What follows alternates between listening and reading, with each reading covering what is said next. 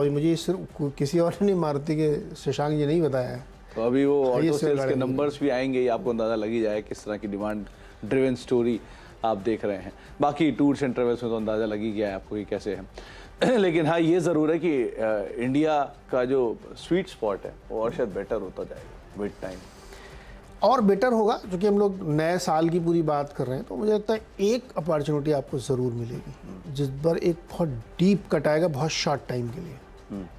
वो deep cut इसलिए आएगा, देखिए हम लोग ये कह रहे हैं ना कि यूएस में रिसेशन आएगा सौरभ मुखर्जी के, तो वो भारत के लिए बहुत अच्छा होता है। बहुत उनका फेमस ही डायलॉग है। मैं इससे सहमत भी हूँ, इससे असहमत भी हूँ। सहमत इसलिए हूँ कि ये बात सच है कि जब वहाँ पे इस तक दिक्कत आएंगी तो आपकी मनी और ये सब चीज़ें यहाँ आना फ्लो होती, तो वो हमारे लिए गेन होता है। और ये हिस्टोरिकल रिकॉर्ड में भी है। दिक्कत ये है कि हर बार की सिचुएशन अलग अलग होती है। ये मुझे लगता है ये बहुत ही गलत एनालिसिस होता है कि आप हिस्टोरिकल डेटा पढ़ के फ्यूचर के एनालिसिस करने लगते हैं, क्योंकि हर बार कुछ ना कुछ वेरिएंट्स चेंज होते हैं। इस बार जैसे अभी हमने जिक्र किया कि इस बार डेट बहुत ज़्यादा है आपके ऊपर, तो आपकी इन्फ्लेशन भी बढ़ रहा है और हाँ रेट्स भी हाइक हो रहे हैं और डेट भी बहुत ज़्यादा है। ये तीनों चीज़ें एक साथ सिचुएशन थोड़ी गड़बड़ है।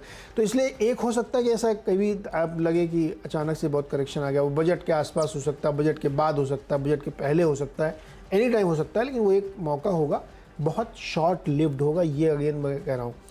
तो उसमें इन्वेस्टर के लिए बहुत ही बढ़िया मौका होगा जब आप अच्छे अच्छे स्टॉक्स में एंट्री लें, जिसमें अभी आपको लगता है कि तो बड़ा महंगा है, वो मिलेगा आपको सस्ता। चलिए ये डिस्कशन चलता रहेगा और नए साल में पहुंच जाएंगे। इनफैक्ट इतना लंबा डिस्कशन है। खैर आगे बढ़ते हैं और शुरुआत करते हैं उन स्टॉक्स की जिनके ऊपर आज आपको फोकस करना है। तो उसमें पहला नाम जो मेरी तरफ से रहने वाला है वो है न्यूज़ फ्लोज के दम पे एचजी इंफ्रा का स्टॉक। एचजी इंफ्रा को चुनने की इनफैक्ट पहला नाम माफ कीजिएगा यूनाइटेड स्पिरिट्स है, रेडिको खैतान, ये दो नाम है जिनको आज आपको पहले चुनना होगा। इन दोनों को चुनने की वजह ऑब्वियस ही बात है, एक तो बीट एंड डाउन स्टॉक्स हैं। कल के ही सेशन में अगर आप देखेंगे तो यूनाइटेड स्पिरिट्स ने करीब करीब 860 865 के आसपास के जोन्स दिखाए थे, लेकिन वहाँ से एक बहुत स्ट्रॉन्ग कम बैक किया, पुल बैक किया। तो ये गिव अप तो नहीं होगा इतनी आसानी से।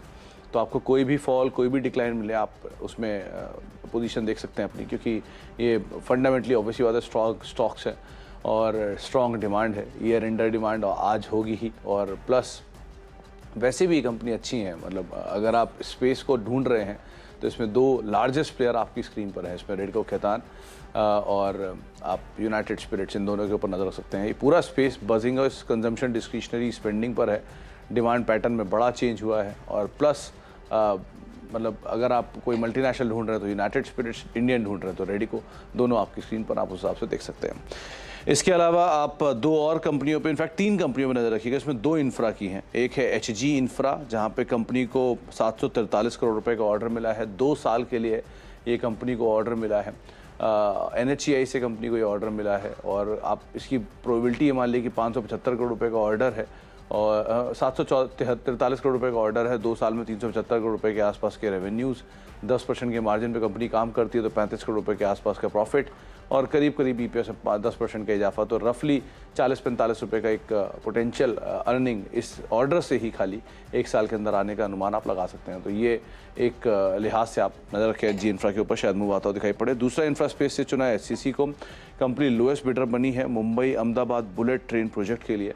और ये मेघा इंजीनियरिंग ग्रुप जो कि साउथ बेस्ड इंजीनियरिंग ग्रुप है, उनके साथ मिलकर इन्होंने जेवी किया, इसके लिए लोएस्ट बिडर बन के सामने आए हैं। मेघा इंजीनियरिंग की लिस्टेड आर्म अगर आप ढूंढ रहे हैं तो वो इलेक्ट्रा ग्रीन टेक है और HCC की लिस्टेड आर्म अगर आप ढूंढ रहे हैं तो HCC है, जिनके ऊपर आप नज़र रखें। वैसे भी ये कंपनी ऑलरेडी मुंबई और इर्द गिर्द के इलाके में काफ़ी ज़्यादा बड़े और हिस्टोरिकल प्रोजेक्ट्स को एग्जीक्यूट कर चुकी है।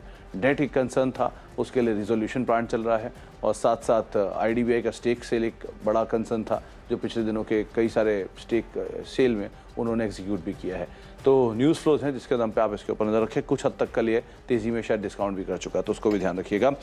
अच्छा, एक क्राफ्ट्समैन ऑटोमेशन में भी खबर है, जहाँ पे कंपनी ने DR एक्सियन का एक टाइप किया है। ये एल्यूमिनियम सिलेंडर के कामकाज के अंदर है, इसमें हेड्स और क्रिटिकल ऑटो कंपोनेंट बनाते हैं पैसेंजर व्हीकल स्पेस को लेकर। पिछले 3 दिन से जो भी कंपनियां नई कैपेसिटीज़ ऐड कर रही हैं, नई कैपेसिटी में एक्सपेंशन कर रही हैं, उनके ऊपर एक बड़ा रिएक्शन आता हुआ दिखाई पड़ता है।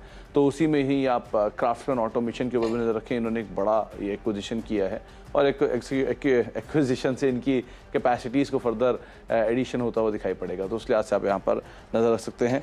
और लास्टली छठा स्टॉक भी एक साथ ही बता देता हूँ, वो है क्या हुआ, बताओ। नेस्को का स्टॉक है जिसके ऊपर आप नजर रख के, नहीं उन्होंने देखा मुझे लगा ज्यादा ही चला गया भावनाओं बैठ के 6 तक पहुंच गए। नहीं वो सब सीरीज में थे इंफ्रा के स्टॉक और बाकी स्टॉक के बारे में चलो खत्म ही कर देता हूँ लग गया। तो मेरा जो अगला स्टॉक और आखिरी स्टॉक इस सेगमेंट के लिए रहेगा वो है नेस्को, जहां पर ब्रोकरेज हाउसेस का अपग्रेड है, आईसीआईसीआई की तरफ से एक रिपोर्ट है और इनफैक्ट ईयर 2023 के लिए उन्होंने टॉप पिक के तौर पर इसको चुना भी है। उनका मानना है कि करीब 800 साढ़े 800 रुपये के टारगेट्स यहाँ पे आते हुए दिखाई पड़ सकते हैं। DI के आसपास ही क्लोज हुआ है, तो 600 रुपये का मौजूदा स्तर है, हायर लेवल से काफ़ी टूटा हुआ स्टॉक है। 800 साढ़े 800 के टारगेट्स आ रहे हैं। कंपनी वैसे भी मुंबई बेस्ड जो भी लोग हैं वो सब जानते हैं किस तरह की क्वालिटी कंपनी, किस तरह की क्वालिटी प्रोडक्ट है, तो उस लिहाज से आप इसके ऊपर नज़र रखेंगे। DI के आसपास ही क्लोजिंग रही है। हो गया 6 के 6 पूरे। वही दारू और इंफ्रा का कनेक्शन जुड़ गए।